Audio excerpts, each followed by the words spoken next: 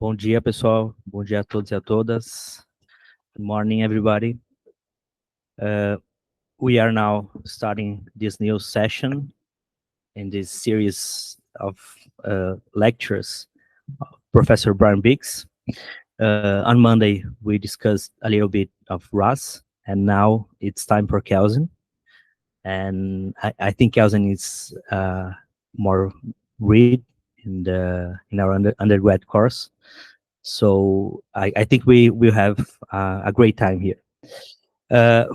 First, I'd like to thank Professor Brian, of course, and also Professor Thomas and Professor Dimitri, and also their organization, Martin and Professor José Reinaldo, and also Daniel and Caio and everybody that is always with us. And okay, so without further ado, I will present very briefly Professor Biggs, and then he can give us his remarks about Kelsen. Professor Biggs, Brian Biggs, received his BA from Washington University, his JD from Harvard Law School, and his doctorate from Balliol College in Oxford University. He joined University of Minnesota in 2001, and currently he teaches in the areas of jurisprudence, family law, and contract law. He also holds a joint appointment with the Department of Philosophy. So, Professor Brian.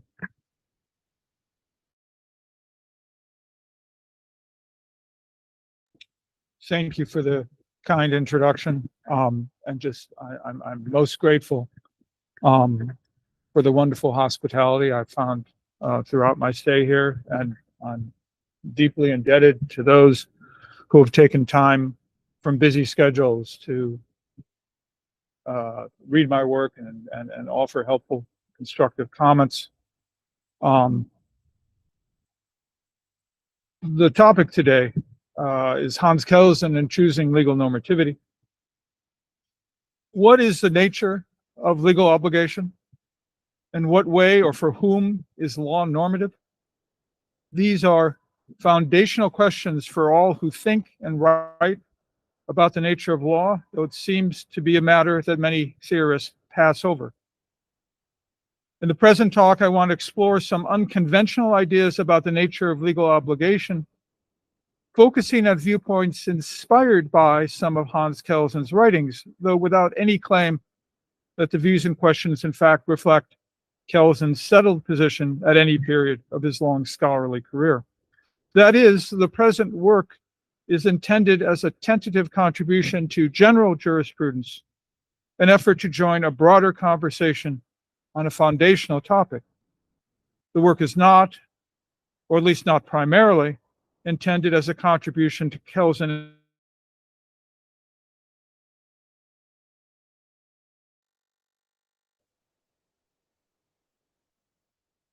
In particular, in the present work, I will start from and focus on some passages where Kelsen characterizes the positing or presupposing of the basic norm as a choice, as something that not everyone does and not everyone needs to do.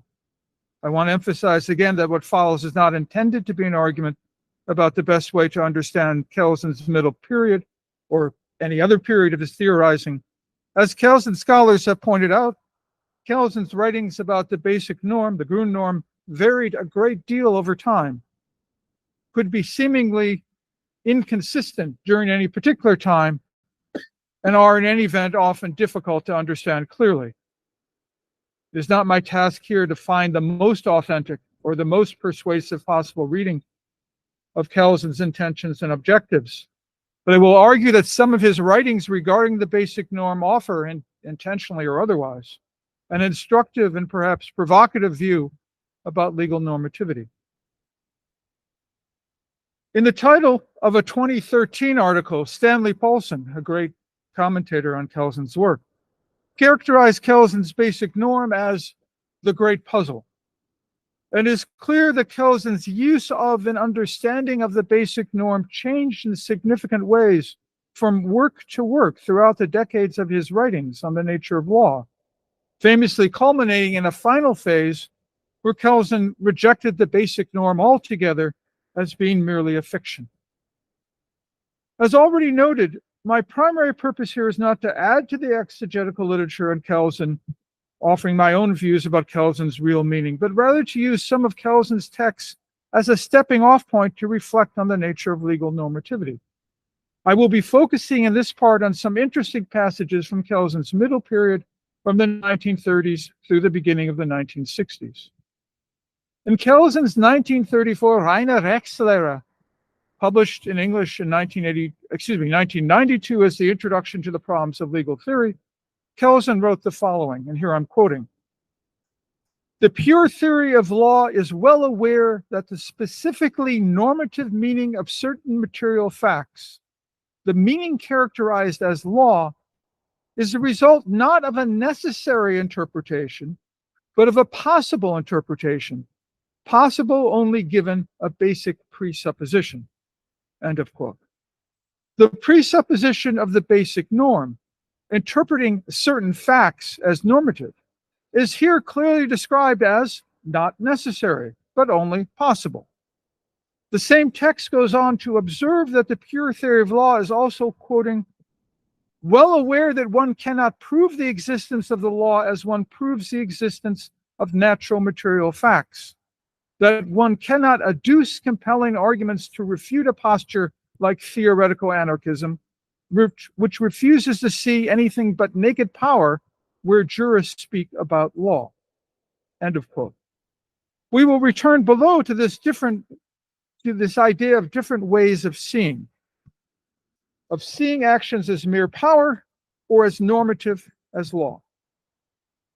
Helpfully, if also provocatively, Kelsen goes on in the same text to analogize the situation of legal scientists with that of theologians. Quote, "So long as there is religion, there must be dogmatic theology. And similarly, so long as there is law, there will be normative legal theory." End of quote. Kelsen argued that where there are believers in the truth of a religion, there is a need to view the text found in the religion's sacred text or the promulgation of its leaders as part of a normative system. And so it is with law, he asserted. Religion, or any particular form of religion, only exists where there are those who believe in it. And Kelsen is implying that one might say the same about law. There may be situations where a group controls a territory by force and fear, or so the anarchist views matters.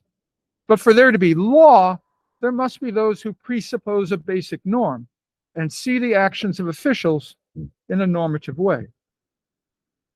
In a 1959 article published in English translation in 2013, commenting on the work of the Scandinavian legal realist Alf Ross, Kelsen writes, here I'm quoting, the pure theory strongly emphasizes that the statement that the subjective meaning of the law-creating act is also its objective meaning, the statement that is that the law has objective validity, is only a possible interpretation of that act, not a necessary one."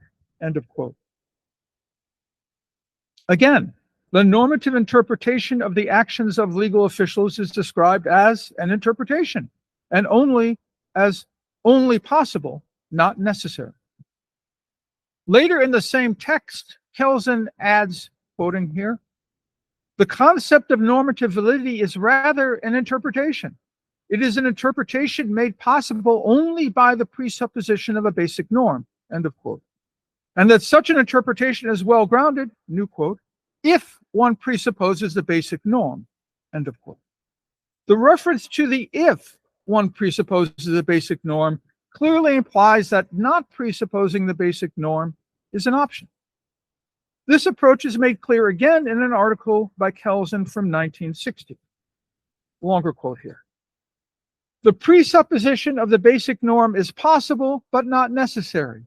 If the basic norm is not presupposed, a coercive order established by acts of human beings and by and large effective cannot be interpreted as a system of valid norms, but only as an aggregate of commands. And the relations constituted by such an order cannot be interpreted as legal relations, that is, as obligations, rights, competences, and the like, but only as power relations. Thus, the pure theory of law, by ascertaining the basic norm as the condition under which a coercive order may be interpreted as valid positive law, furnishes only a conditional, not a categorical foundation of the validity of positive law. End of quote. It is contingent. It is a choice, whether we presuppose the basic norm or not, and whether we see the actions of officials as creating, quote, a system of valid norms, or whether we see those same actions, quote, only as power relations.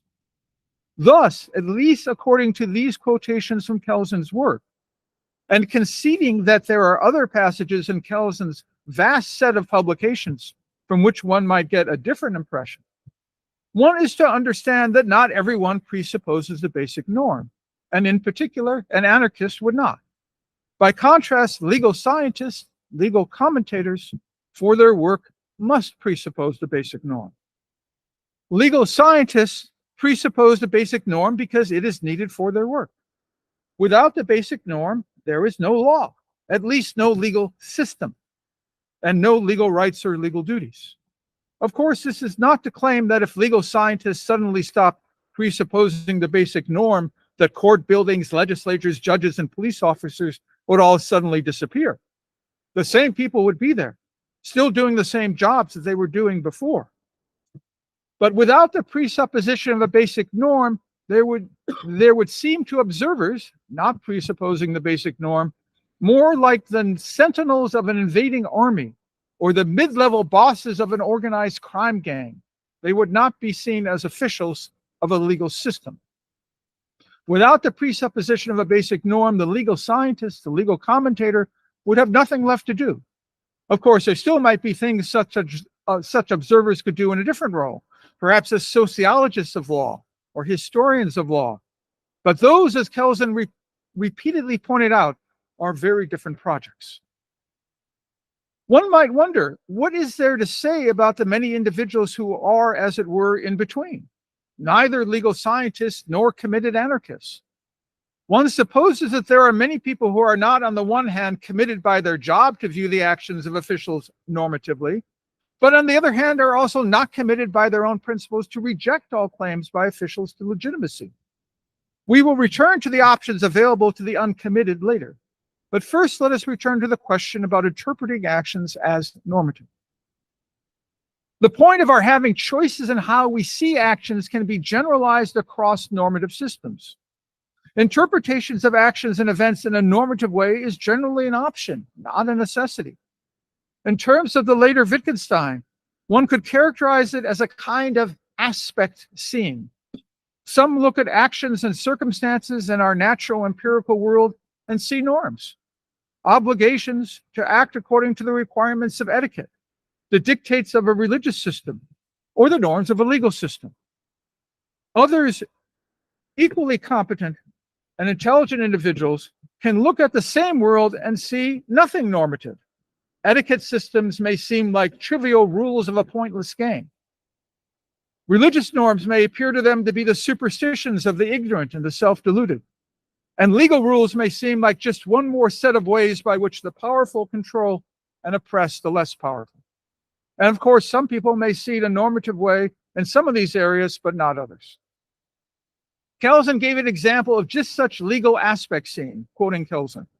People assemble in a large room, make speeches, some raise their hands, others do not. That this is the external happening. Its meaning is the law is created, end of quote. Kelsen prefers to speak of the subjective meaning and objective meaning of such actions, but aspect seeing may better capture for our purposes the contingent nature of taking up such interpretations, a contingency described in the Kelsenian passages quoted earlier. Another way to get at the general point is John Gardner's argument that law is voluntary in a way that morality is not. Gardner argues that morality's claim upon all of us as human beings is inescapable. According to Gardner, one cannot reasonably ask whether one should follow the dictates of morality. Some would add that reasons of prudence and reasons of rationality are similarly inescapable, but this gets us off the topic. By contrast to morality, Gardner says, one can reasonably ask of law whether one should follow its dictates or not. Robert Alexie similarly states, quote, that one can, of course, refuse to participate in the utterly real game of law, end of quote.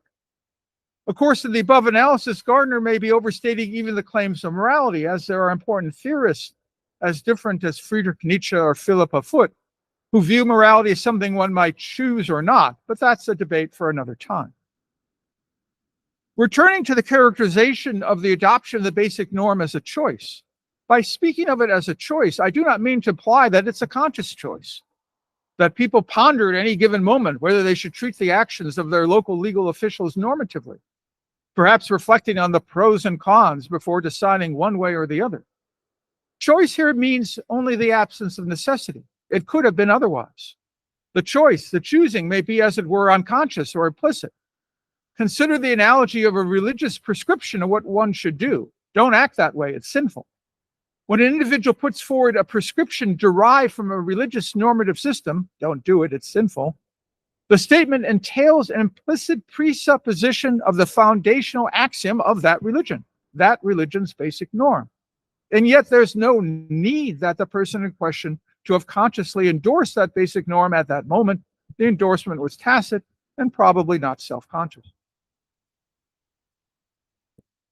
A key foundation of Kelsen's works, especially during his middle period, was the idea that normative claims, arguments for how one ought to act or how things ought to be, can be grounded only on, justified only by, other normative claims. In other words, there is a strong division between ought and is. This is the argument often attributed to David Hume, that one cannot derive a normative conclusion from purely factual premises. It is sometimes phrased, one cannot derive an ought from an is. In other words, a purely factual description of a situation will never be sufficient by itself to justify a conclusion that something ought morally to be done or not done. Under this approach, one can only justify such a conclusion by first accepting or inserting a moral premise. An ought statement can only be grounded in, justified by, a more basic or more general ought statement. This is also connected with the idea of the stepladder structure of law, the Stufenbaulehre, Kelsen adapted from the work of Adolf Julius Merkel. Kelsen was by no means alone amongst prominent legal theorists in viewing the is-ought division as central to legal theorizing. Among the other theorists who refer to the sharp division between is and ought as a key step in their analysis or argument are Ronald Dworkin, John Finnis, and Scott Shapiro. So as a starting point, it is by no means confined to Kelsen or even to legal positivists. However, there are reasons to believe that Hume's law has been overstated and misapplied in jurisprudential debates, as Samuela Chalovi and Daniel Wodak recently pointed out. However, this is a large topic and must be mostly left for another occasion.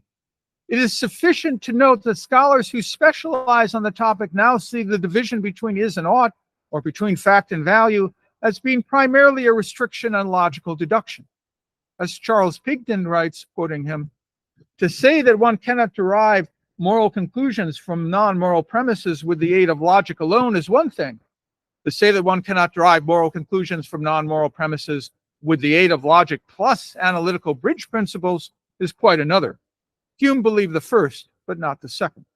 End of quote. That is, while one cannot logically derive normative evaluative conclusions from premises that are purely factual or empirical, in principle, normative conclusions might be justified or grounded in some way on factual premises, as David Kopp and other naturalists have attempted to do in connection with both moral and legal normativity. However, even if one no longer believes that significant theoretical and meta-theoretical debates can be won simply by accusing one's real or imagined interlocutors of improperly trying to derive ought from is, and then adding the authority of David Hume to one's accusation, it is still the case that normative systems, like morality, religion, and law, are distinctive. As scholars as disparate as Michael Green, Scott Shapiro, and Paul Boghossian remind us, norms are abstract objects that exist outside of space and time. This creates real complications for explaining the conventional notion that legal systems are tied to particular communities and particular points in time. Additionally, theorists claiming to derive normative conclusions from factual premises still need to show how to bridge the gap between the two different types of discourses. These are very big topics that must be left to others, or at least to another time. Further aspects of Kelsen's ideas about normativity will be considered in the next discussion. One matter that complicates the picture we get from Kelsen regarding choosing whether or not to presuppose the basic norm is Kelsen's general views about normativity. For Kelsen, at least according to certain texts written during his middle periods, we can presuppose a basic norm for only one normative system.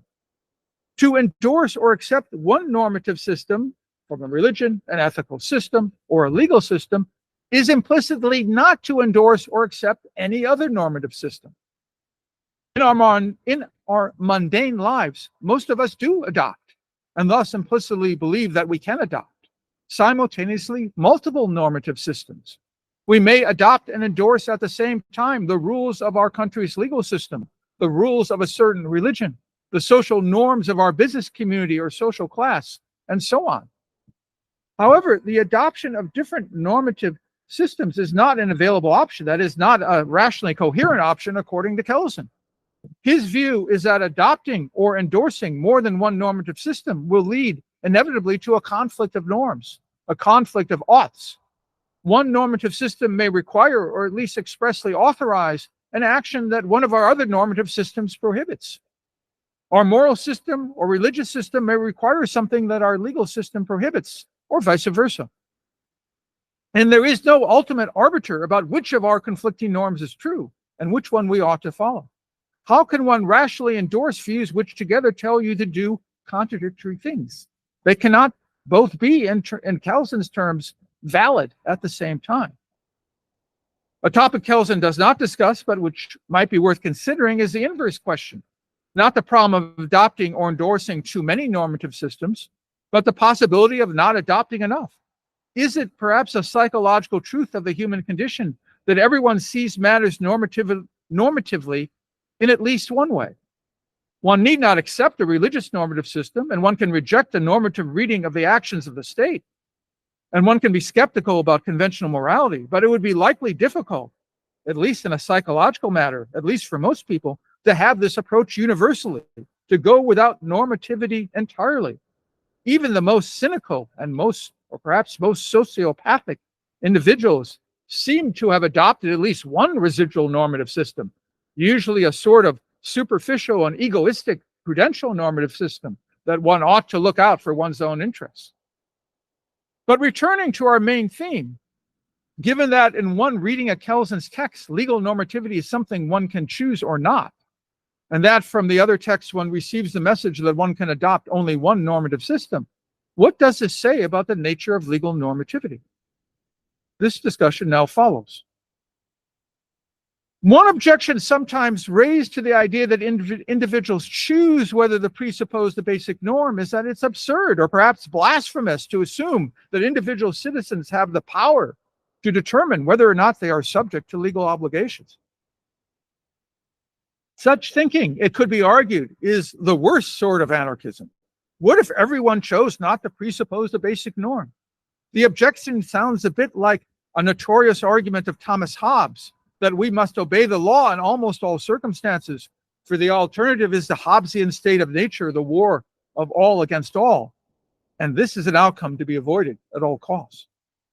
However, there is little reason to believe that the only thing that separates us from chaos and civil war is the adoption by all of us of legal obligation through presupposing the basic norm.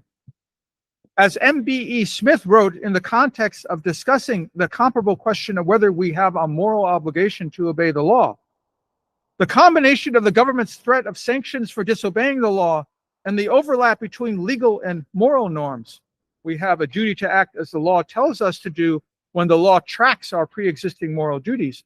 These together should be, and arguably have been, more than sufficient to create in most societies enough compliance to avoid anarchy and the war of all against all. Such broad consequentialist inquiries aside, some might object as follows. Is it not absurd or perhaps naive to think that something as important as legal obligation could turn on individual choice, including the choices of individuals who might be unreasonable or immoral? After all, legal obligation is not a trivial matter in our lives the way a game is. It may not be problematic with, say, chess, that one is only subject to the normative prescriptions of chess if one chooses to play that game. But law is a more serious and substantial matter.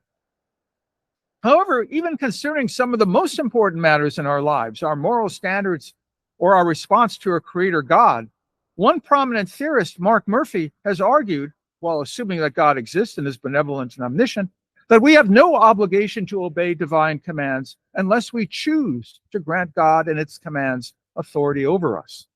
So even in this context of significant moral and religious obligation, the idea of having an obligation if and only if it has been chosen by the party subject to it is not entirely novel. Of course, following up on the analogy with divine commands, even without a perceived obligation to obey God's orders, individuals might have significant prudential reasons to obey, if one believed that an all-knowing God will punish those who do not obey. And perhaps law is also like that. Even without obligations derived directly from legal norms, there remain prudential reasons for outward compliance, at least where legal punishment is both substantial and reasonably likely. And one must consider that a state may be morally authorized to punish such disobedience, even for persons who do not choose, who do not accept that they have a legal obligation, a topic we will return to below. Let us return to the question of what it means to be under a legal obligation. If a similar question is asked in the parallel normative context of moral obligation or religious obligation, the matter seems straightforward. One has a moral obligation if it follows from the moral system or religious system that is accepted or assumed by the individual in question. A small tangent. This is roughly how many people, though far from everyone, think about morality and religion in Western countries, that morality and religions are matters of individual and private choice. However, as Jacques Barzun observed, quoting him, in earlier times, people rarely thought of themselves as having or belonging to a religion. Everyone had a soul, but they did not have a God. For God and all that pertained to him was simply what is, just as nobody today has a physics. There is only one, and it automatically is taken to be the transcript of reality. End of quote. That is, it was once thought that morality and religion were not something chosen or something private or subjective, but rather matters that were true and present for all and to be enforced by the state, regardless of the individual preferences or selection. Of course, different states enforce different religions and moralities, but each one thought that they were enforcing the one true faith. And of course, throughout European history and elsewhere as well, wars were fought over the differences. Also, the notion of morality or religion is something objectively true. Whatever individuals might say or do is even today how most moral and religious systems present themselves, and also a view still shared by many individuals and more than a few countries. Even on the secular side, Kantian deontology and rule utilitarianism, as much as Catholicism or Islam, claim to be true for all and true for all time. Are law and legal statements more like the way morality presents itself? Our obligations are present regardless of our choices and beliefs? Or are they more like games or the way many of us now treat religion, binding only to the extent chosen? One approach that may be helpful to our consideration is Joseph Rawls's well-known discussion of the detached normative statements, also known as statements from a point of view. Rawls's basic idea is that one can make a statement which, for the purpose of the statement only, accepts a particular normative point of view without the speaker having to endorse that point of view. A non-vegetarian can say to her vegetarian friend, "You shouldn't eat that dish because it has meat in it." In saying this, the speaker need not, and by definition of this hypothetical, does not endorse vegetarianism. The speaker may think that there's no reason not to eat the dish, but the speaker also understands that if one accepts the normative view of her friend, there would be a reason. The American or German legal system, vegetarianism or Catholicism, these are all normative systems that one can adopt temporarily without fully endorsing them, pretending to adopt those norms for the purpose of evaluation or guidance. For Kelsen, the legal scientist is someone who adopts the perspective of the particular legal system. That is, she presupposes the legal system's basic norm. Kelsen writes, quoting here, "The pure theory aims simply to raise to the level of consciousness what all jurists are doing for the most part unwittingly, when in conceptualizing their object of inquiry, they understand the positive law as a valid system, that is, as a norm, and not merely as factual contingencies of motivation," end of quote. Within the context of the present discussion, Raw's statement from a normative point of view fit well with the notion that normative systems are matters to choose or to adopt or not, and that in accordance with Raw's analysis, one can even momentarily adopt one for the purpose of argument, or just to advise a friend who has adopted the system. And it was Rawls who elsewhere in his work combined his conclusion that there was no general moral obligation to obey the law with the observation that people might choose to give legal rules moral force over them by a voluntary attitude of what he called respect for law. One sometimes hears a concern raised that has parallels to the Hobbesian worry discussed earlier, but this concern runs along different lines. The worry is that equating legal obligation with individual choice, or any sort of denial of a general obligation to obey the law, where the legal system is generally just, is basically a denial that the government can be legitimate. This concern, however, is ungrounded. While it's certainly the case that political and moral thought for a very long time equated the legitimacy of government, its right to use coercion on the one hand, with citizens' moral obligation to obey the law on the other hand, the modern tendency is to disaggregate these inquiries and to see them as separate.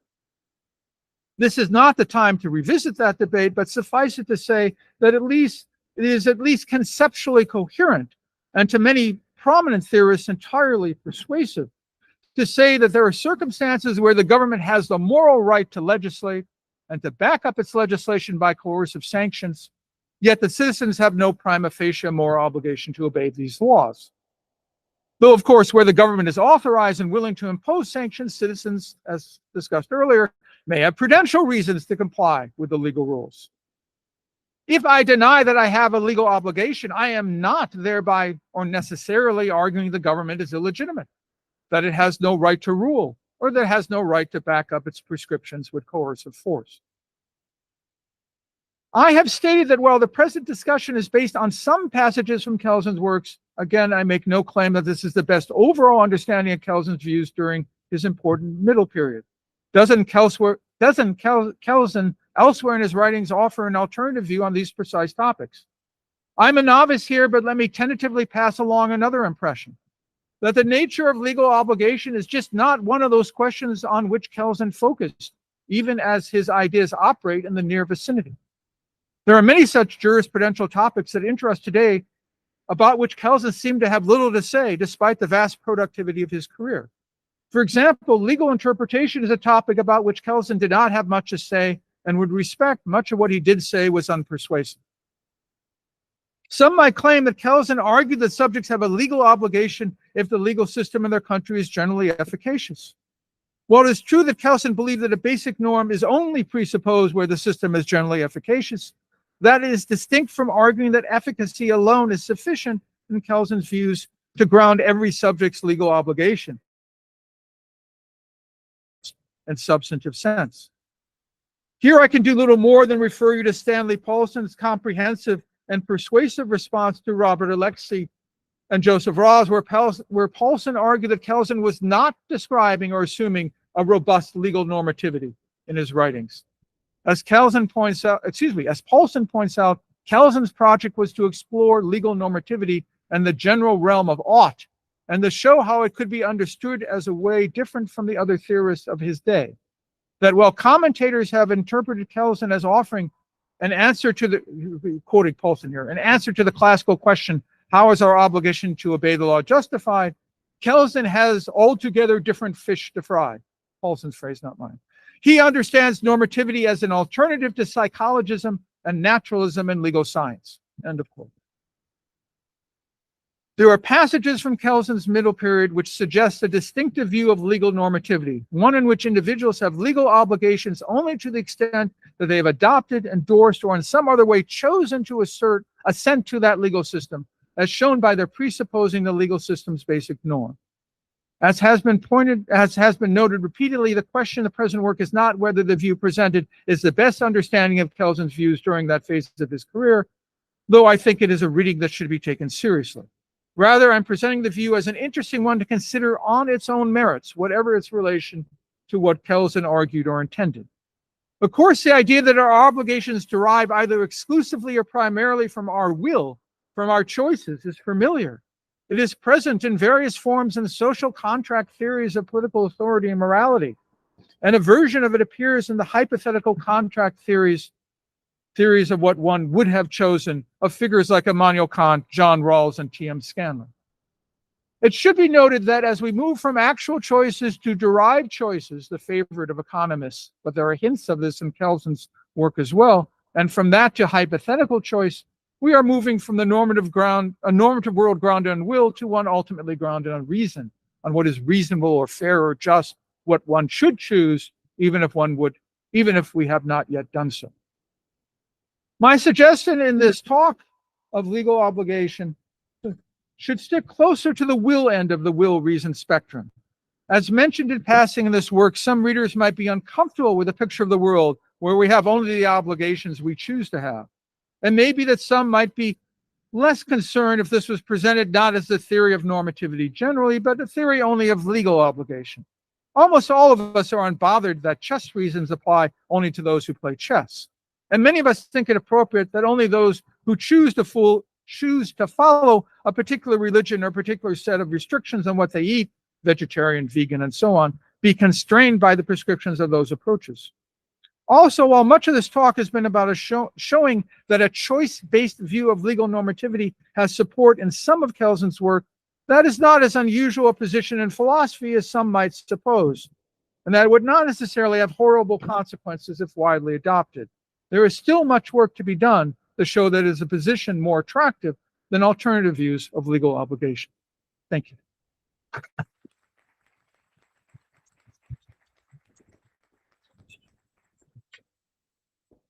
Thank you very much, Professor Biggs, for the very interesting lecture about Kelsen.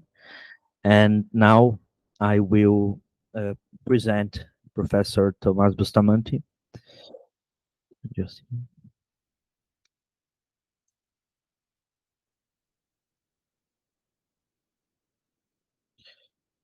Professor Thomas holds a law degree from the Federal University of Juiz de Fora, a master's degree in law from the State University of Rio de Janeiro, and a doctorate in law from the Pontifici PUC Rio de Janeiro, with a research period at the University of Edinburgh. He has been a lecturer at several international institutions and is currently an associate professor at the Federal University of Minas Gerais. So, Professor Thomas.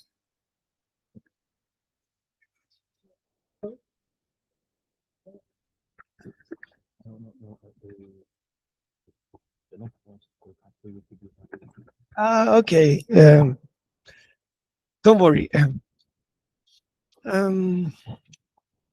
Thank you very much for that. It's a real honor to be here.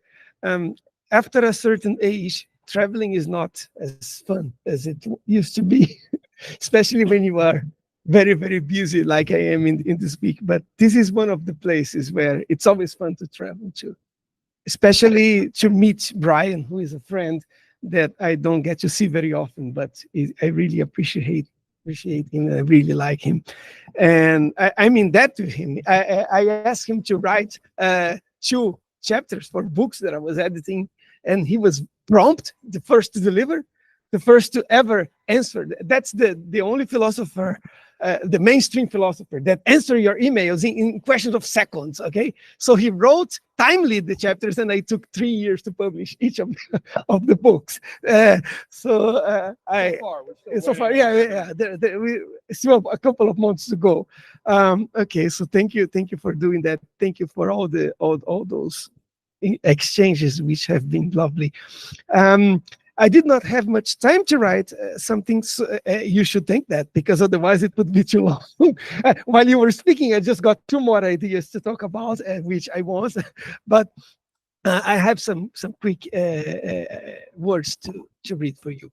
So my talk is called can we choose not to accept the basic norm? I was going to project that, but I just realized that it would stop the transmission, so I can't do that. So you try to understand my reading, which is not as good as Brian, but okay. So that's the question. Can we choose not to accept the basic norm? Perhaps a Kelsenian might think that we cannot. We must presuppose the basic norm if we want to understand what the law is. The question that Kelsen wants to answer with the basic norm, it could be argued, is not whether we should commend the law or take it as morally obligatory or eventually have a reason to disobey it, but rather how we can represent some materials issued by political institutions as law. The basic norm is Kelsen's way of making the law meaningful, explaining it in a rational way. Yet, Bix attributes to Kelsen the view that I'm not sure if he attributes to, because you don't accuse him, but he just interprets constructively. Okay, I didn't choose the right one, but I wrote that. He attributes to Kelsen the view that we can indeed choose not to accept the basic norm, if we want to choose not to accept the normativity of law. Bix is puzzled by the following two assumptions in Kelsen's works. First, Kelsen claims that one cannot treat the law, and in general, any normative system, as normative without presupposing a basic norm whose task is to establish the unity of that system and provide the ultimate ground for the validity of every other norm in that system. Second, the acceptance of a basic norm is a mere possibility. I quote, "It is the result not of a necessary interpretation, but of a possible interpretation, which we must adopt if we are able to make sense of the specifically normative meaning of certain material facts." According to Bix, when Kelsen argues, I quote, "If one presupposes the basic norm, then the normative validity of the law can be explained," end of quote.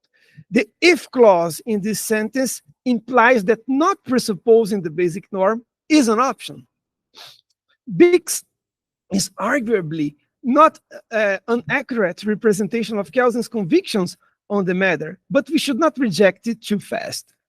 Kelsen speaks of the acceptance of the basic norm as a logical necessity, and the characterization of the basic norm as a transcendental logical presupposition has been a constant in Kelsen's work. Sometimes he makes the same point about the unity of law. The law cannot be normative unless one presupposes its rational unity. And the basic norm is, I quote, "responsible for the unity of the legal order," end of quote. By the same token, the dualistic image that treats international law and national legal systems as simultaneously valued, I quote, "is not tenable even on purely logical grounds," end of quote. But perhaps none of that matters for Bix's purposes. Kelsen clarifies that this unity is logically necessary just for interpreting positive acts like legislature, international treaties, delegated laws, administrative regulations, judicial decisions, and so on, as a system of valid norms, instead of an aggregate or a mere set of commands. A case can be made that Kelsen is not in tension with Bix here, because Bix's contention is weaker than it appears. I quote, "Choice here means only absence of necessity," Bix tells us, "because it could have been otherwise." To clarify that point, Bix gives an example. I quote, "Not everyone presupposes the basic norm, and in particular, an anarchist would not. By contrast, legal science must presuppose the basic norm," end of quote. Legal science must presuppose the basic norm because they perform a critical task. They must take the law seriously, must make sense of it, and for this reason, treat it as normatively binding in their inquiry, even if they have doubts whether the law is legitimate or commendable. But an anarchist, according to Bix, and according to some statements in Kelsen's early works, does not do that. The anarchist does not presuppose a basic norm because she does not regard herself as bound by the legal system, or more broadly, by any authoritative political pronouncement. Does this argument work? I want to try to answer this question, but not before clarifying a point in Kelsen's philosophical vocabulary. We must understand first the sense in which Kelsen claims that the basic norm is a logical presupposition, because Kelsen is using the word logical in the way that Kant employed it, rather than in the contemporary sense that is predominant in jurisprudence. Kant's usage is much broader than normally acknowledged and very often misunderstood. According to Robert Pippin, it should be understood in the following way. I quote Pippin: logic emerged in Kant as something other than merely the study of valid forms of inference, but also very different from an account of the laws that thinking does or ought to obey, as in Port Royal logic, or as directly categorizing a basic ontological structure, as in Wolffian accounts of logic. For Kant, logic states the conditions of any possible sense, the distinctions and relations without which sense would not be possible, and so, compared with Freudian logic, covers more than true functional assertions, but also imperatives and aesthetic judgments. This is why Kant's identical logical architectonic shows up in those books, in all of Kant's books. Failing to observe the norms of thinking is not merely is not mistakenly thinking. Making an error is thinking. It's not thinking at all, not making any sense. The prospect of the objects outside something like the limits of the thinkable is a known thought. In German, sinnloser Gedanke. I think this reconstruction of Kant's notion of logic clarifies Kelsen's thought about the requirement of the unity of law and the logical necessity of the basic norm, better than any work I know on Kelsen's jurisprudence. A reader who interpreted Kelsen's jurisprudence as sharing this Kantian thought was John Mackey, who expressed a view about that in an oral argument to Hart. He didn't write anything about that, but which Hart later briefly mentioned in a footnote. And I quote Hart: Professor Mackey has pointed out to me that Kelsen's claim that there can be only one system of valid laws resembles Kant's claim that there is only one space, for we can represent to ourselves only one space. And if we speak of the diverse spaces, as in Marvel films, for instance, we mean only parts of one and the same unique space. I have the impression that underlying Kelsen's theory of law is the assumption that there is a single normative space which must be describable as a consistent set of rules in a descriptive sense. End of quote. I think this idea is correct, but the locution rules in a descriptive sense is a poor translation of the German word Rechtssätze, or Rechtsatz in the singular. According to Stanley Paulson, the definition of the pure theory of law from 1933, which is a representative of Kelsen's Kantian phase, it means reconstructed legal norm. Controversial while reading Kelsen. I think that in the first sense, Rechtsatz as a reconstructed legal norm, this idea implies that there is a normative role for legal science, jurisprudence, an act of cognition, in order to conceive of its object, legal materials that are given to our experience, as law. That is, as a meaningful and consistent system of norms. Legal reasoning here is understood as a form of genuinely critical reasoning in Kant's sense. If we stick by the lessons that we learned from Pippi's reading of Kant and Mackey's reading of Kelsen, we can see the direction that Bix's reasoning is going. According to Mackey, Kelsen claims that the thesis of the unity of law, I skipped a word and it didn't make sense. Kelsen claimed with the thesis of the unity of law that we must take the law as a unified system in order to interpret it, or as Kelsen would put it in an early work, for the purpose of understanding it. In other words, if the system of positive norms reared upon the basic norm is to be a meaningful whole, this is a quote from Kelsen again, a comprehensive pattern, a possible object of cognition in any sense, which is an inevitable proposition for juridic science, which for the purpose of understanding uses the hypothesis of the basic norm, then the basic norm must make provision for it, end of quote. This idea is vintage Kantian Kelsen, for it clarifies the intellectual role played by the concept of a basic norm and how it makes Kelsen's jurisprudence a critical rather than sociological form of legal positivism. Then I have a quote, which is like a whole page quoting Kelsen. And just to make Brian a bit happy, I will just skip that quote. Or would you like me to read Only if you read it in the original German. Okay. Okay, so I'm going to skip, but in the written version is there. Is where come to him later and he'll share it. Yeah, okay. It's a part of the appendix to the general introduction of that book of Law and State, where he distinguishes between pure positivism and critical positivism. And the distinction is that it is Kantian. It's a kind of theory that we have to accept in order to make sense of our experience. And that's the long passage that I skipped. Here's the short lesson that we can get from this long quote. The basic norm is a logical postulate only if we understand the word logical in Kant's extended sense. Its status is neither practical nor ontological, but epistemic. The basic norm is, in Kelsen's word, I quote again, a condition, a concept that we use in our legal experience, if you like to put it in a Kantian vocabulary. Call it pragmatism. That's my favorite sentence of my book. The reason I wrote that.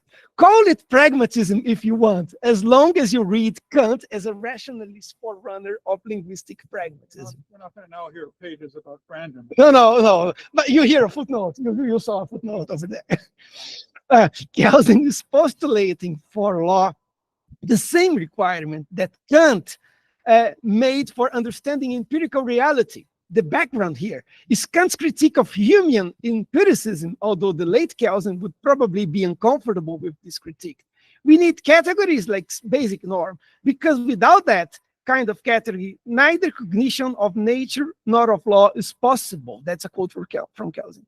This explains how the anarchist might, in Bick's example, refuse to accept the basic norm. She might decide not to accept the basic norm in order to avoid taking a critical, in Kantian sense of a rational attitude towards the law. She might avoid the intellectual effort of making a judgment about legality. In other words, she might refrain from taking responsibility for reconstructing the law, or to put it in a risky Dworkinian way, taking an interpretive attitude toward the law and reading it the best it can be. Legal normativity is rejected at the outset as impossible, no matter whether we are using Rassi's sense of justified normativity, that is normativity typical of natural lawyers, or Paulson's hypothetical or nomological normativity, which is a merely cognitive attitude. The cognitive effort to grasp the law, the anarchist may say, is not worth it. Since the anarchist intends to delegitimize the law, she refuses to interpret it and to take a critical stance to it, because the best way to deal with the law is to make it as useless and unintelligible as it can be. If this attitude is rationally intelligible, then the answer is yes, Bix is right.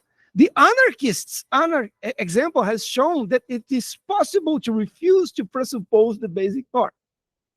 I am sympathetic to this view, not because of the anarchist's example, but for different reasons. I think that the anarchist in the rendering offered in the previous paragraph will be a kind of fool.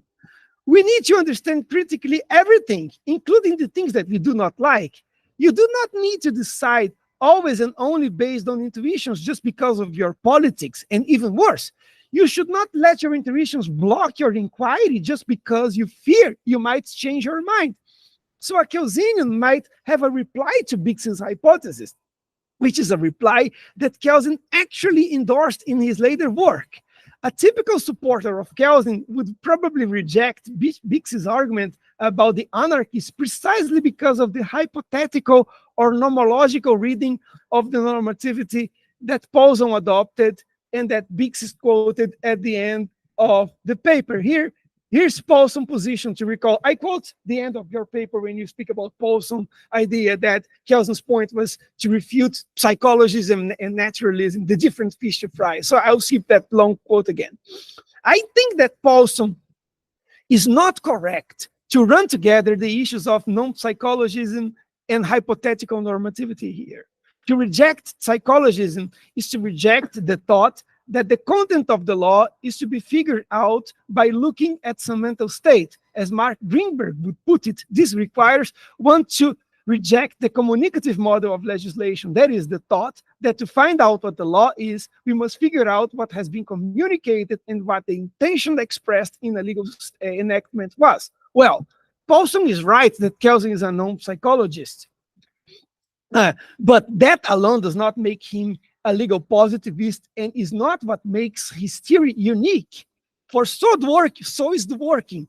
In effect, the issue of psychology is at the very heart of the Working's debate with Stanley Fish. And every single page of Law's Empire, as I argued in length in my contribution to a recent volume, the core of the Working's argument in his debates with Fish is a right-wrong picture of adjudication in which the principle of integrity provides an internal structure to determine the meaning of legal norms. Here's a short statement about of my view about Working psychologism. This, if I can skip Kelsen and Paulson, then why not skip? I mean, no, this one I can't. This is too big a philosopher. Okay. Those Dworkinian views are restated throughout Law's Empire, especially in the thoughts that interpretation is constructive instead of conversational, and that interpretive practices set the conditions for further interpretive activity. I cannot elaborate the point here in detail, but I'm happy to share a thought. The problem, as I see, is not Kelsen's anti-psychologism. It is rather Paulson appears to reject the account of construction and the interpretive role that Kelsen's claim to consistence assigns to the basic norm. As Paulson wrote in the introduction of the English translation of the first edition of the Pure Theory of Law, Kelsen's argument about the basic norm. I lost myself here. No, he interprets. I skipped the word he interprets and it didn't make sense. He interprets Kelsen's argument about the basic norm as a merely regressive version of Kant's transcendental argument. This is a very important point. That is, he interprets it as an argument whose role is merely to provide an ex post explanation, I quote, taking as given something we already know, the fact that the law is there. I don't think that this is what Kelsen does with the basic norm. I think that the greatest interpreter of Kelsen nowadays, Paulson, is wrong.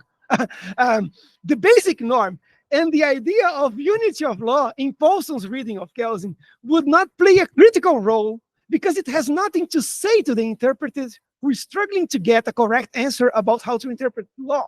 Well, if you base your argument in Kelsen's non-cognitivism and in his views about statutory interpretation exposed in Chapter 8 of the second edition of the Pure Theory of Law, that's what you will get. Law will always be indeterminate, and there will be no rational standard for assessing an interpretive construction of any given norm. Although this view has always been latent in Kelsen's jurisprudence, it was always counterbalanced by a critical Kantian insight. Kelsen spent a career trying to find a compromise between these views, but he seems to have made the wrong turn and taken a side in favor of skepticism in the end of his career. In the second edition of the Pure Theory of Law, value cognitivism and interpretive skepticism clearly predominate.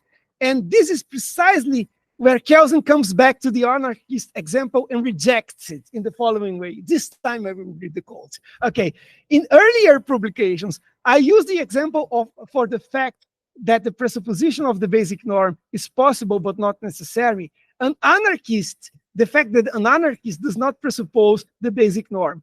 This example is misleading. The anarchist emotionally rejects the law as a coercive order. He objects to the law. He wants the community free of coercion, a community without a coercive order. Anarchism is a political attitude based on a certain wish. The sociological interpretation, which does not presuppose a basic norm, is a theoretical attitude. Even an anarchist, if he were a professor of law, could describe positive law as a system of valid norms without having to approve of this law. Many textbooks in which the capitalist legal order is described as a system of norms constituting obligations, authorization, rights, restrictions, are written by jurists who politically disapprove of this legal order. End of quote. Well, that looks like a reply, but I'm going to reply. Can the rational anarchist offer a respectable argument in support of her ideas? I think Kelsen's skepticism about that is ungrounded. Kelsen is taking for granted a sort of moral emotivism in his answer to this sort of questions, and I think that he owes us an argument to show that this moral view is correct, since emotivism does not come by default. Moreover, why is theoretical reasoning something essentially insulated from practice? What makes it the case that the second-order discourse in which theoretical views are tested is essentially one that has no practical premises and has no practical premises to offer and does not fall back into the practice? Kelsen seems to be assuming here an empiricist view of science that is at odds with his Kantian epistemology and cannot be accepted in harmony with his older views. If Kelsen took Kant seriously, like he did in several works, he would have to reject, regardless of whether he would be willing to admit it or not. Several presuppositions that Paulson more recently has been holding as with unshakable authority, like, I quote, the weak authority thesis. Oh, okay. There will be time. There will be time. Yeah, I only have just okay. The view that legal norms are directed only to officials, not to legal subjects, or the aforementioned view that the basic norm contains no principle for legal interpretation. I cannot offer a complete response to Kelsen's to these views here, but here's a thought from Kelsen himself, which I think indicates a less skeptic position.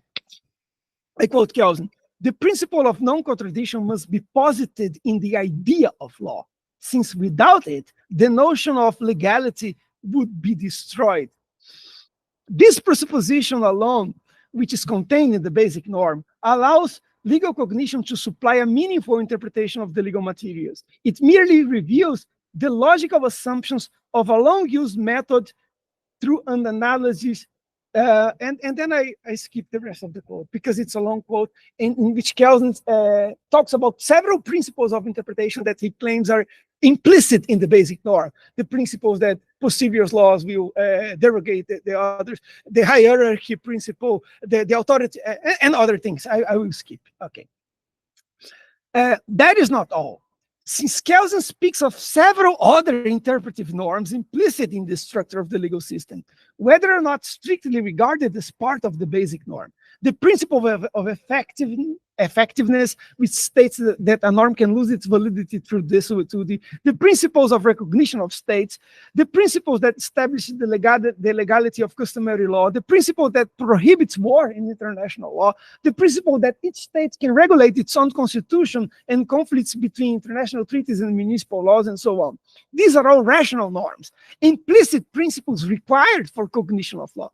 These principles are not merely epistemically normative, though they are also that. They are practically normative as well. Just like science will become practically normative if Kelsen's Kantian premises prevail over his less plausible commitments derived from empiricism. Traditional Kelsenians do not have a knockdown argument, therefore, against Bix's view that it is open to our anarchists not to accept the basic norm. The anarchist need not be entirely irrational to reject the recommended critical attitudes towards the law. He doesn't need to be a fool, like I said before. Perhaps anarchism is based, for instance, on a solid moral argument that has been reached through rational judgment, that is, through a responsible judgment that does not contradict Kant's epistemological principle of unity and figures in a consistent view of morality, politics, and law. In that case, the anarchist might consciously and rationally decide not to accept the basic norm in order to undermine the normativity of law and resist all forms of coercion. Let us put the anarchist to the side now for a moment and consider whether there are other grounds for rejecting the basic norm. I doubt that Bix will agree with me, but I want to resist Kelsen's idea of a basic norm while retaining Kelsen's Kantian doctrine of the unity of law. I do not think with Kelsen that the epistemic principle of the unity of law necessarily entails a basic norm. The basic norm is needed only if you want to accept Kant's account of the unity of experience while endorsing also Kelsen's hierarchical structure, the so-called Stufenbaulehe. But why should we accept that a hierarchical structure is always a necessary rather than contingent feature of law?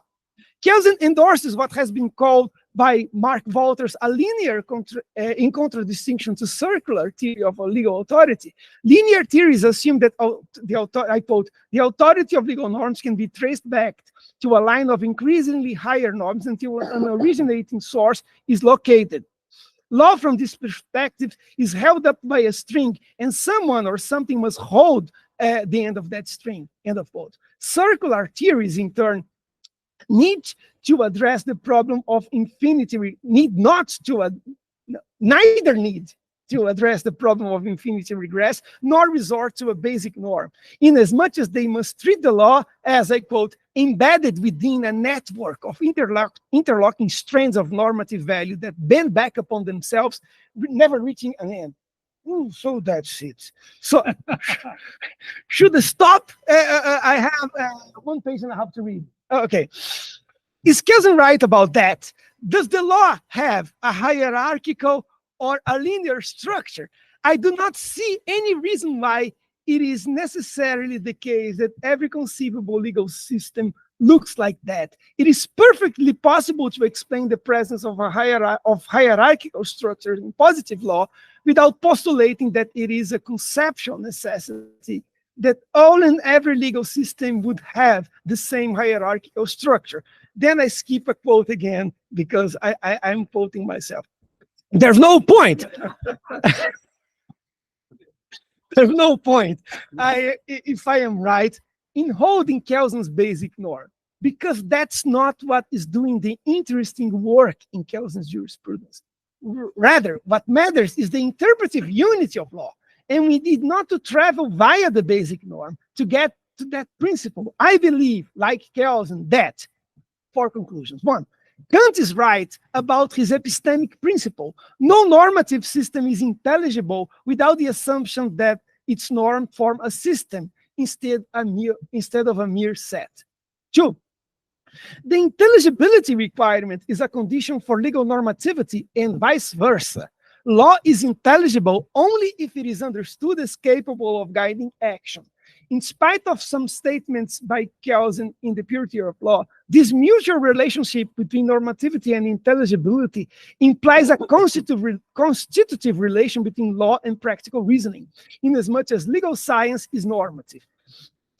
Its conclusions are not merely descriptive games in which legal scholars entertain themselves, but assertions that are fit to be employed as premises and conclusions in further legal arguments, including arguments about the resolution of particular cases. 3, moreover, and in part because of the previous statement, we must interpret the law on the assumptions that there are no conflicts within it. That is to say, its inconsistencies are resolvable, for once the law is considered dynamically focusing on the process of interpretation and application of norms, there's no such a thing as a legal gap, and the law contains principles in the form of implicit norms for its own correction and self-interpretation. 4, I promised 4 conclusions, but there are 5.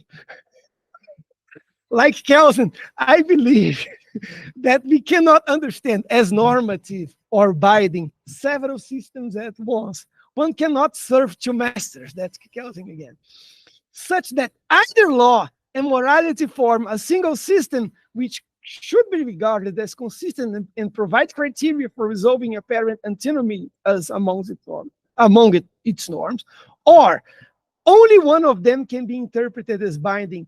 I do not hide my preference, that's between brackets here, for a Dworkinian view in which law is an institutionalized department of morality which concern the obligations that we have in virtue of the action of political institutions.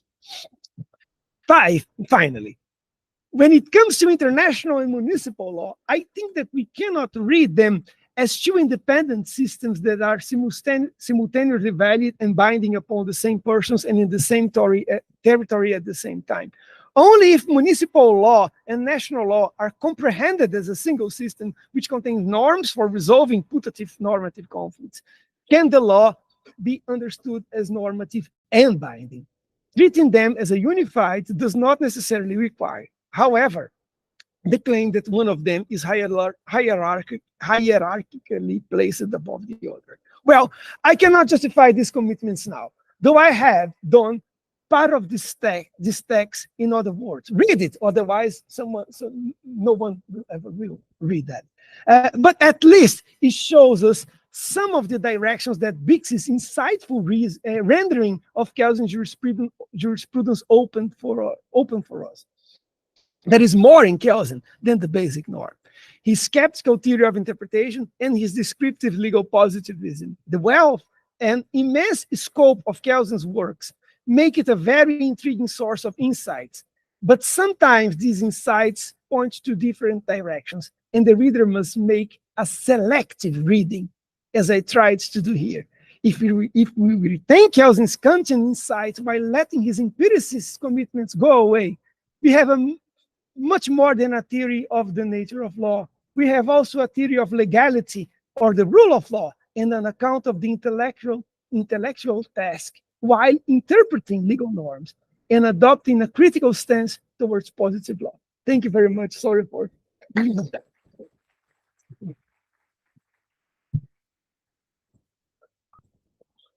I'll be brief because we want to have plenty of time for Professor Dimitri. Let me just first, very grateful, Professor Thomas, for making time in a very busy schedule. And I strongly recommend many of his volumes. And he was referring to collections he helped to organize and motivate and work through on the Fish Dworkin debate, a Festschrift for Daryl Postema, and a third one coming out of Festschrift for Will Wolocho. I'm grateful that in his talk he largely overcame the temptation to try to make Kelsen into a Dworkinian and a pragmatist, and I think he. I just wanted to, like, three other points. One is just to restate, this is not a debate about which is the best understanding of Kelsen. I think the quotations I gave made clear that at least in some circumstances, he treated this as presupposing the basic norms of choice. And I think it ties in perfectly well with the Kantian and neo-Kantian understanding of Kelsen.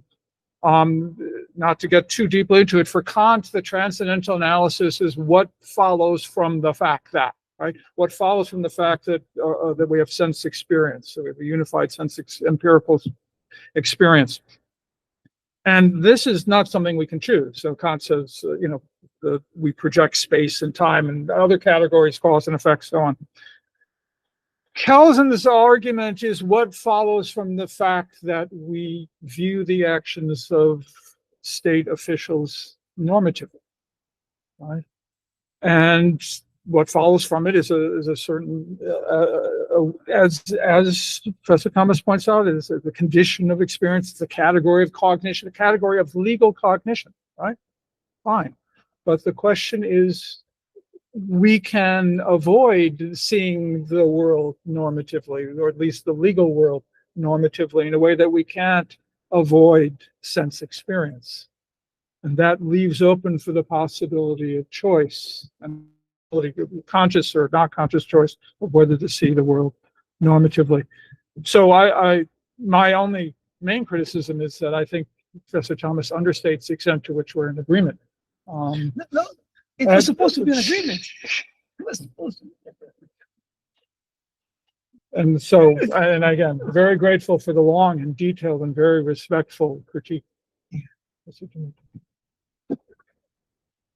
I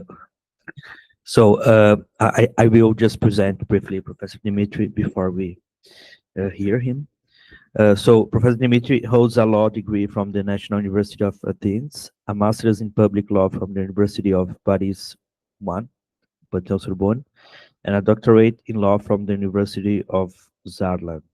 He's currently a professor at the FGV, the Getúlio Vargas School of Law.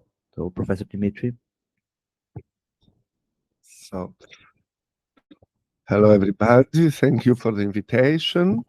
And we are very late. I think I have 29 observations, but we will make only 2. So, so it's a honor and a challenge to participate in this discussion of this essay, so rich in ideas and so original in its reading of Kelsen. I have written a text with 4 main remarks, but I will present only 2 today. In his essay, Professor Biggs says that his observations are inspired by Kelsen on the basis of an unconventional reading, concerned with ideas and their consequences, and not with the most orthodox or conventional reading of Kelsen. I will present a more conventional, exactly reading of Kelsen. I must maybe apologize for the lack of originality. But I hope that the debate and the crucial issues raised by Professor Biggs can stimulate other reflections and critiques. My remarks, my quotation, I will make quotation, focus on the first edition of Kelsen's Pure Theory of Law, which seems to me to be an extremely original contribution to general jurisprudence, in which is precisely the work that Professor Biggs uses as his central reference. So my first remark, Professor Thomas in another way spoke about the same problem. The question is the basic norm an option? Professor Biggs quotes excerpts from Kelsen's Pure Theory of Law and concludes that not presupposing the basic norm is an option. And in another place, in one reading of Kelsen's text, legal normativity is something one can choose or not.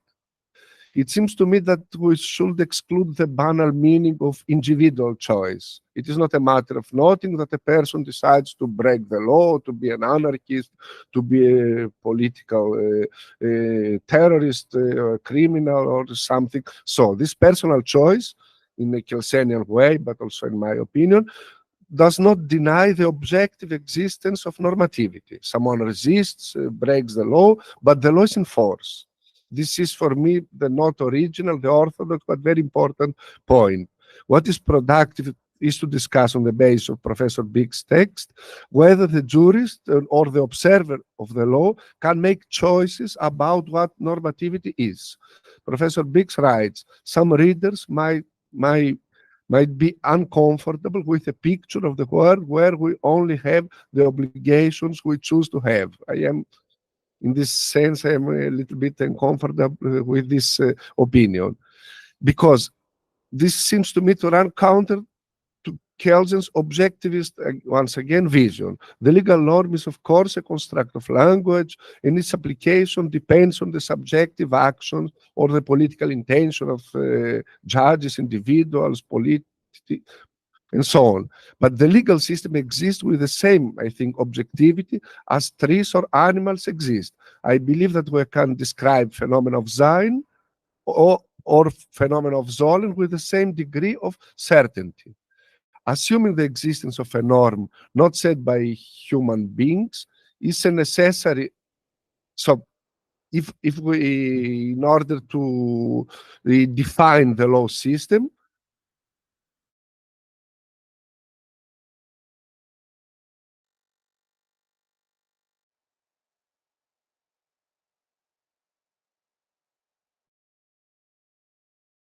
facts out of the legal building. So the first function of the basic norm, in my understanding, is the function of the gatekeeper.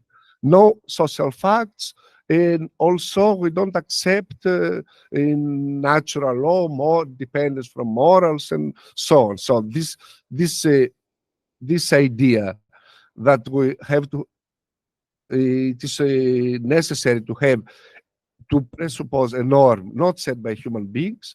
It is a precondition in order to think of law as an objective, unitarian, dynamic order. Professor Biggs, however, implies that for Kelsen, the basic norm is maybe one option among many others.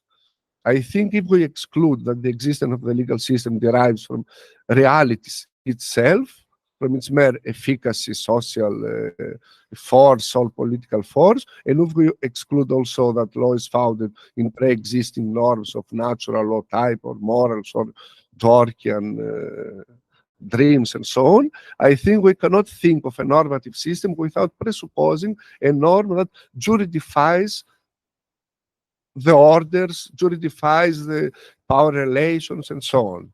Regardless of Kelsen's opinion, I think it is impossible to have a positivist theory that fails to base the validity of the Zollen on another Zollen. Whatever the name, the definition, rule of recognition, ultimate basic norm, or so on. I think that for reasons of logical coherence, the positivist thinks of law as an order made up only of normative elements.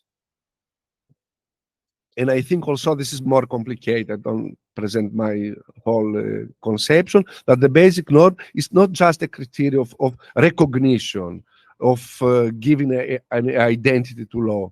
Without a basic norm or its functional equivalent by heart and so on, the most banal operations, the most common operations of law will become impossible. If the police officer say, you have to pay a fine, and I say, no, this is not the law, this is void, I don't accept this, the only possibility to have a legal communication, to ask a judge, is the policeman right or I am right because this law, this code is void. The only possibility to have a decision, a legal decision, is to presuppose a sort of basic norm. Without a basic norm accepted by policemen, anarchists, terrorists, law students, law professors, and so on, I think the alternative is to accept a decision imposed by a power structure. The policeman is armed and threatens me, and so I pay the fine without discussing. Professor Biggs, I think, is right to say that not only Kelsen's famous anarchists, but the majority of the population and even legal practitioners don't need to presuppose the basic norm in their life, in their behavior. We can be sure that most of them have not even thought that there is a need to substantiate what exists behind the law, behind the norms, and so on. People obey legal commands in a sort of Pavlovian conditioning without putting many questions. But we can also continue to live our lives and apply the law without thinking about hypothetical basic norms or Kantian constructions. But the jurist, the philosopher of the law also, has to accept the basic norm. In only one quote of Kelsen today, in his adaptation of the pure theory of law for the American public, Kelsen writes, by formulating the basic norm, we do not introduce into the science of law any new method. We merely make explicit what all jurists most unconsciously assume when they consider positive law as a system of valid norms and not only as a complex of facts, and at the same time repudiate any natural law. So I think the application of law presupposes the basic norm. We have to do this with conscience, with Kantian thinking, or in a very simple way, like the police officer does every day. I think I have more 5 minutes or so. 2 minutes, okay.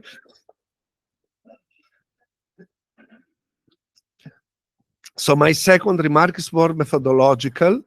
Professor Biggs begins his essay by asking, what is the nature of legal obligation?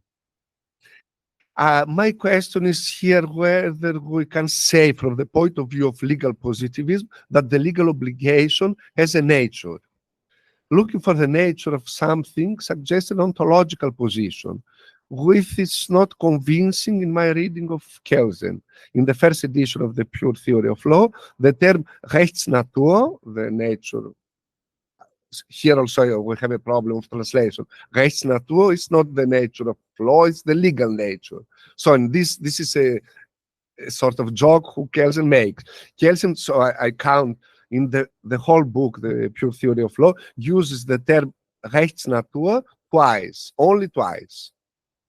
And he used this, also the nature, the legal nature, in the sense of being or not being legal, or having or not having the nature of law. Kelsen does this in the Pure Theory of Law by referring to international law. He asks, has the international law a Rechtsnatur, a legal nature? And he said, okay, and then he begins saying, but Kelsen don't look, say, I think for Kelsen it's impossible to think about the legal nature of an institute, of a legal relationship, what is property, what is contract. When Kelsen discusses in the Pure Theory various legal concepts, he adopts a strict legal monism as a methodological principle. This makes him reject the possibility of referring to the legal nature of a certain institute. Talking about legal nature presupposes classifications made by jurists, public versus private, subjective versus objective, thing versus person, national or municipal versus international, and other classifications. For Kelsen, all those classifications are unthinkable, because that is what Kelsen, in my reading of most of other people, vehemently rejects as an illusion, or he says an ideology. He's a monist, not only in the debate about national and international law, but in general. He thinks that the only possible nature in law discussions is to have something to be legal or not legal, valid or not valid. All other classifications fade away in the face of the unity, of the similarity of law. And this means that the legal obligation, in my reading of Kelsen, is synonymous with the legal norm.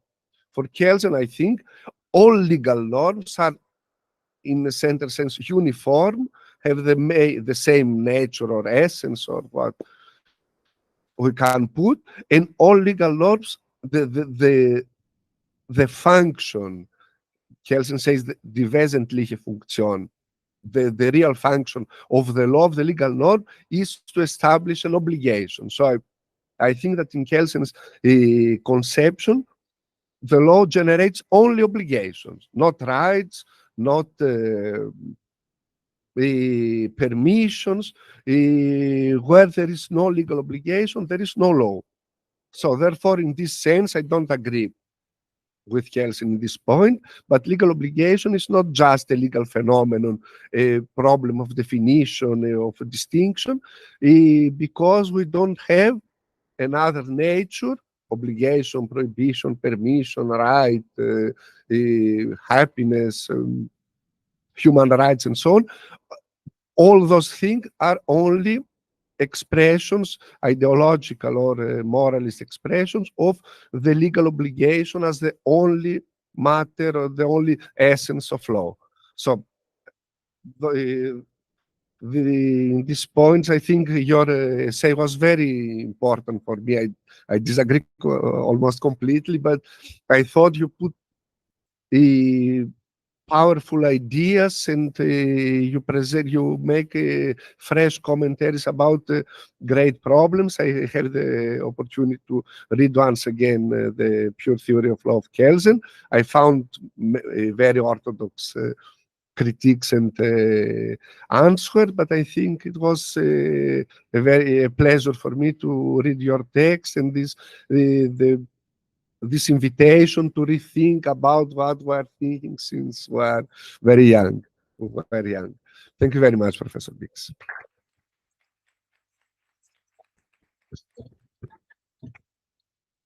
Thank you. Again, I'm greatly indebted for your taking the time to seriously interact with the work, and if it does chase you back to Kelsen. So it's true that Kelsen speaks about the objective meaning of law, objective meaning of the subjective actions of legal officials. But the idea that for Kelsen or for Kant that law exists in the way that animals or tables do, I think is not precise. I think norms are in Frege's third realm. They don't exist in space or time. And I think talking about the way that law exists or not, I mean, Kelsen does, for Kelsen, efficacy, general efficacy is a requirement for presupposing the basic norm, but it's not identical. It's not law's existence is not to be identified with its empirical efficacy, that because it is a normative system. And I think for all of us, likely, it's very hard to deal with the strangeness of this third Fregean realm. And remember also for Kelsen, there's one norm, there's one normative system, right? It probably helps for Kelsen that he was deeply skeptical of he was deeply, as was Hart, by the way, deeply skeptical of morality, as was Hart, deeply skeptical of religion. So had no particular trouble, pushing them aside to make room for the one and only normative system, which is law for him. But that's not a workable alternative for most of us, where we accept or adopt multiple normative systems and do not think that your point is quite correct, that if you go to court and you're talking to the police officer and the judge about what your rights are and what your duties are, you're presupposing the Grundnorm of that legal system, because otherwise you can't speak about legal rights and norms, you can't have legal communication, you can't be a legal commentary or a law professor, right? But most of us don't think that when we talk about legal rights and duties in our law classes that we have to, even for the time that the class is meeting, throw out all of our beliefs in an ethical system, secular ethical system or a religious system. So I'm not, I take many of your points, but I'm not sure that they are fully coming to grips with how truly unusual Kelsen's views about norms are and the conceptual problems he leaves us with. But again, I'm grateful, and I hope you'll please send me your comments. Yeah, this is okay. And I'm grateful to all of you for putting up with this much talk of Kelsen. No Americans would put up with this much talk of Kelsen. So I think we still have time for some Q&As. Okay, so I will first Arthur and then Carlos, okay? No, Arthur, wait for the microphone. Okay, thank all three of you for fascinating talks on this topic, which is fascinating for many of us, I think, in Brazil. We talk a lot about Kelsen. I have a question that relates especially to Professor Bix's talk, but I think it touches on things that all three of you said. There's a text from 1924 in which Kelsen compares his idea of the basic norm to the idea of a social contract. I'm just reading the first sentence. He says, the concept of the basic norm of the Constitution in the legal logical Rechtslogischen sense corresponds to a certain degree with the concept of this so significant to natural law theory of the regional contract or social contract that first and foremost constitutes the state. If we take this as a clue to how Kelsen himself would interpret some of these problems. Couldn't we take that back to the idea that Professor Biggs suggested, that individuals in a society could either accept or refuse to accept the basic norm? Because if you take this problem back to political philosophy, so this problem has appeared in social contract theory for a long time. And there are several replies that are given in this field to this specific problem. One of them is saying that, first, the social contract is a theoretical presupposition, not something that can be accepted or refused, which is something that Kelsen, I think, makes explicit, but also that if certain conditions are present in society that have to do with legitimacy, for example, then one has a duty to accept the social contract. And there are different ways in which this can be expressed. I think Hubisen would perhaps disagree with Rawlsian, but I think this idea kind of appears in social contract theory. So my question is, first, do you think this comparison makes sense to your own readings of Kelsen? And if it does, would this be a persuasive answer to this matter of the individual acceptability of the Grundnorm? Thank you. Thank you for the question. I believe Professor David Deisenhouse was here not long ago. I'm quoting from his book. Yeah, I was going to say, in his book, he latches on to that quote from Kelsen, and as I wrote in a review of the book, it's sort of the book is sort of an intellectual game, which is, let's see if we can take three of the most amoral legal theorists and make them into natural lawyers. And Professor Deisenhouse himself admits that his is a very unconventional reading of Kelsen. I don't think that I'm not denying that quote is that Kelsen wrote it. Kelsen wrote literally hundreds of publications, but I don't think that is indicative of his views about the basic norm. I don't think it's a helpful window onto most of what he has to say. Now, I'm speaking as someone who has cherry-picked, a half dozen quotes that also are probably not representative of what he writes, but I'm being very clear that I'm not here in the Kelsen exegesis, and I think that comparing the basic norm to the social contract, and I assume he would mostly mean that in a Kantian constructivist sense rather than a historical sense. I don't think it's helpful, but I'm open to persuasion to the contrary. But Professor Deisenhouse didn't persuade me, but you willing to keep listening. Well, I don't know. Maybe there are other people. The more orthodox Kelseners might have something different to say. It's just I missed something important in Brian's paper. I realized that when he was reading it again, he quotes, he discusses whether or not it is a psychological truth that the human condition requires accepting norms. And I think that this is a very important point to your question. I think that if we don't accept any norms, we are idiots in Kantian terms, because concepts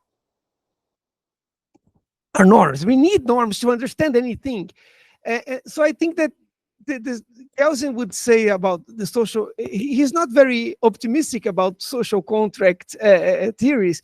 He prefers like a hypothetical. Perhaps if Rawls was around, he could have accepted a Rawlsian version of the contract, of the social contract, something hypothetical, rational, just like a rational construction. But I don't know if that answers, but the idea that we need to accept norms, to understand things, to work with concepts, this is Kantian, and sometimes it gets to Kelsen too.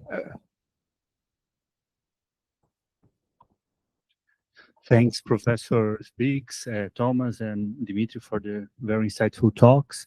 My question is mostly addressed to Professor Biggs, especially in the end of your paper, in pages 19 and 20, when you say that the legal obligation is considering the legal obligation founded more on will than on reason, in the spectrum will reason that you said, can be very fruitful, can be perhaps can explain things that have not been explained up to now.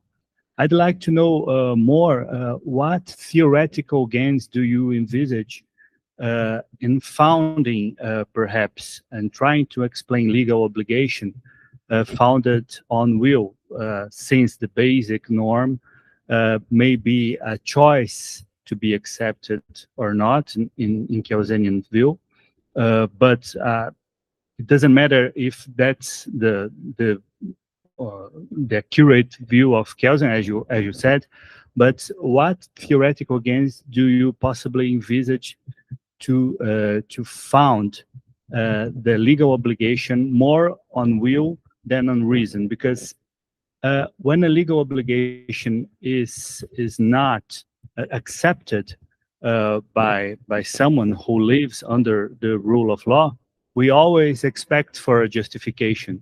We always expect for reason. No? So I'd like just to know your thoughts about what would be the theoretical gains of stressing the will and not the reason on this large will reason spectrum that you have mentioned. And thanks again for the insightful talk.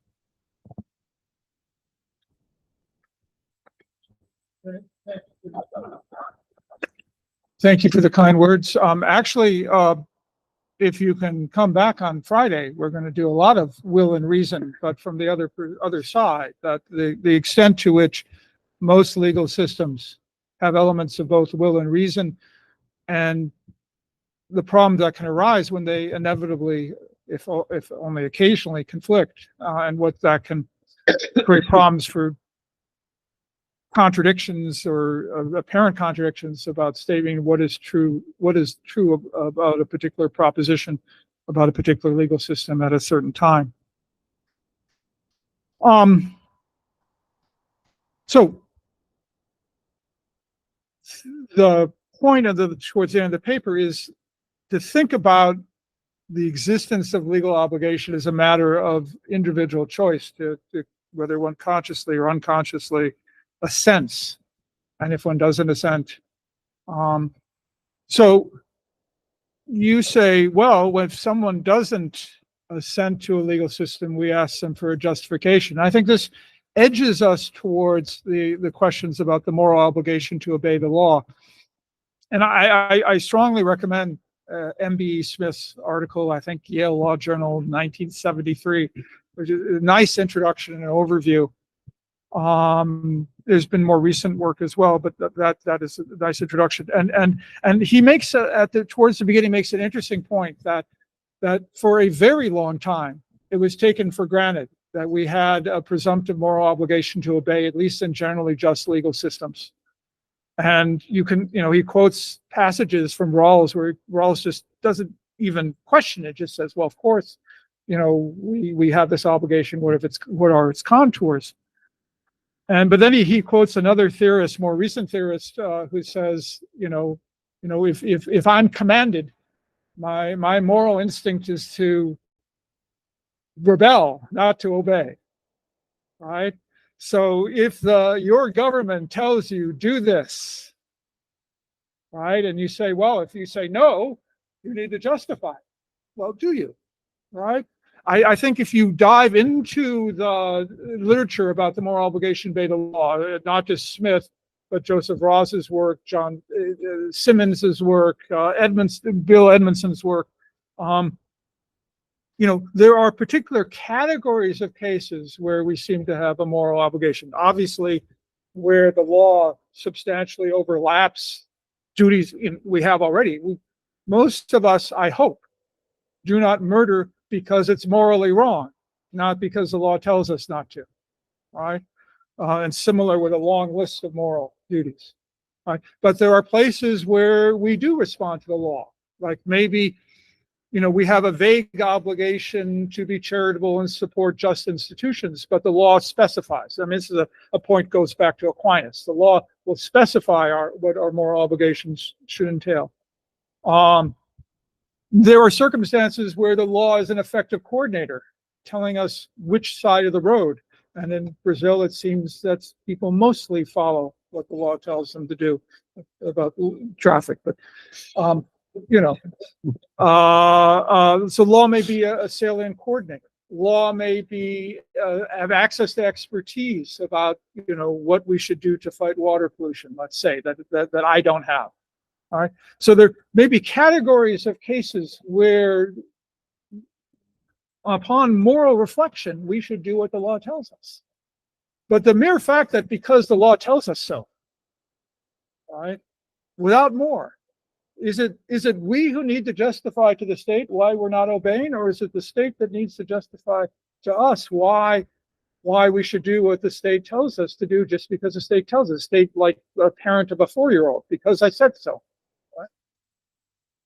You know, much of the literature in this area is that we don't need to justify ourselves, that the state needs to justify the command to us, not we to them.